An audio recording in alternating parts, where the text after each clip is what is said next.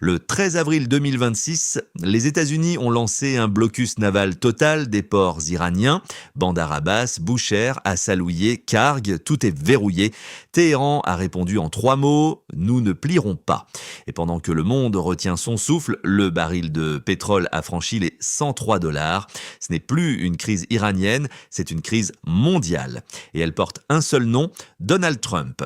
Revenons en arrière. Nous sommes à plus de 40 jours de guerre entre les États-Unis et l'Iran, une guerre que la totalité des services de renseignement américains déconseillaient, une guerre dans laquelle Washington n'a atteint aucun de ses objectifs stratégiques déclarés, ni changement de régime, ni capitulation, ni réouverture du détroit d'Ormuz, fermé par Téhéran dès les premières heures du conflit.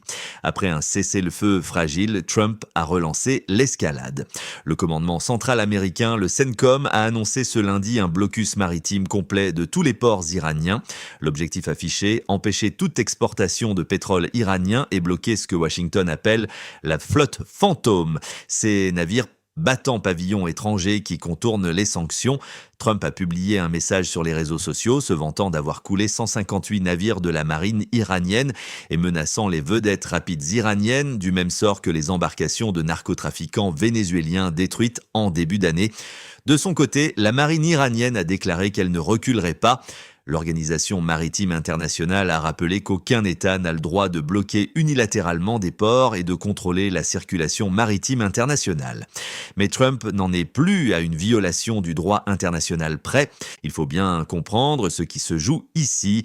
Ce blocus n'est pas un signe de force, c'est un aveu d'échec. Si les États-Unis avaient atteint leurs objectifs militaires, ils n'auraient pas besoin d'étrangler économiquement un pays qu'ils prétendent avoir détruit. La réalité est plus crue. L'Iran a encaissé les frappes, y compris 4 attaques contre la centrale nucléaire de Bushehr et son appareil d'État fonctionne toujours. Téhéran a envoyé une délégation de plus de 18 hauts responsables aux négociations d'Islamabad couvrant l'économie, la diplomatie, la défense et les médias. C'est la signature d'un État qui tient debout, pas d'un régime à genoux. Le New York Times, dans un éditorial cinglant de sa rédaction, a identifié 4 erreurs stratégiques majeures de l'administration Trump. Premièrement, la guerre a offert à l'Iran un levier qu'il n'avait jamais eu auparavant, le contrôle effectif de l'économie mondiale via le détroit d'Ormuz. Avant ce conflit, Téhéran brandissait la menace sans jamais l'exécuter. Maintenant, c'est fait et Washington ne parvient pas à rouvrir le passage. Deuxièmement, le stock de missiles défensifs américains Patriot et Tachad a été amputé d'un quart en 6 semaines. Reconstituer cet arsenal prendra des années et des milliards. Troisièmement, les alliés traditionnels des États-Unis ont refusé de suivre. L'Europe, le Japon, l'Australie, la Corée du Sud, tous ont décliné l'invitation à former une coalition pour rouvrir Ormuz.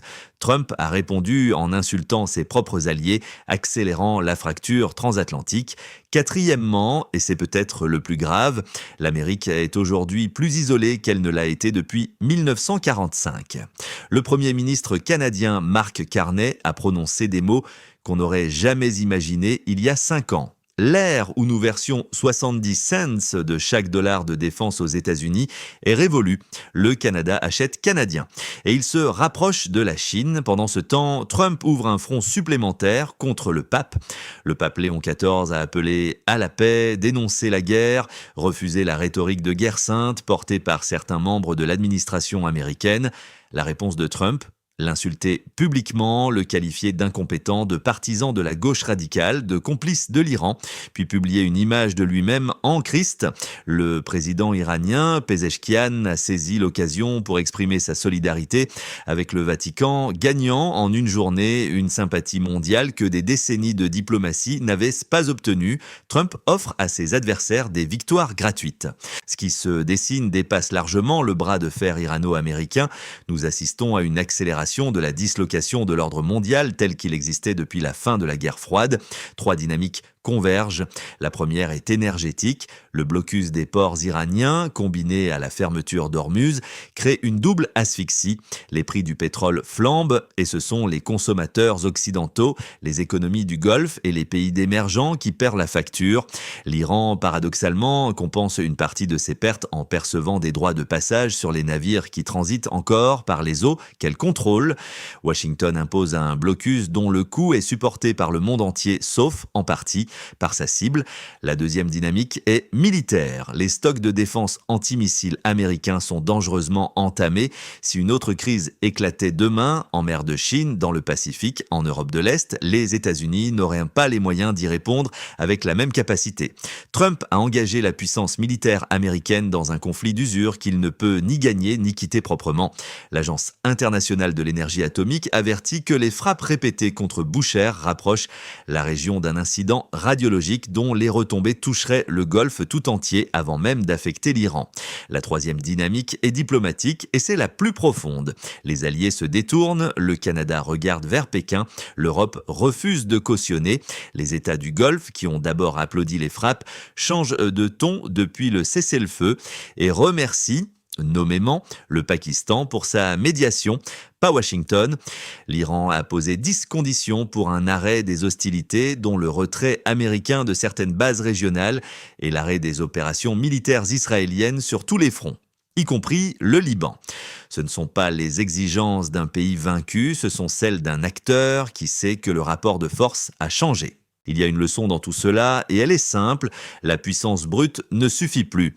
Trump a hérité de la plus grande machine militaire de l'histoire humaine et en 40 jours, il a réussi à en exposer les limites, à dilapider le capital diplomatique de son pays et à offrir à l'Iran exactement ce que 70 ans de politique américaine cherchaient à lui refuser, un statut de puissance incontournable.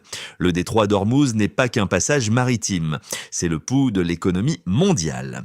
Et aujourd'hui, c'est Téhéran qui a la main sur ce pouls, pas Washington. Le blocus des ports iraniens ne changera pas cette réalité, il ne fera qu'aggraver la douleur pour tous ceux qui n'ont rien demandé. La vraie question n'est plus de savoir si l'Iran va plier, c'est de savoir combien de temps le reste du monde acceptera de payer le prix des décisions d'un seul homme.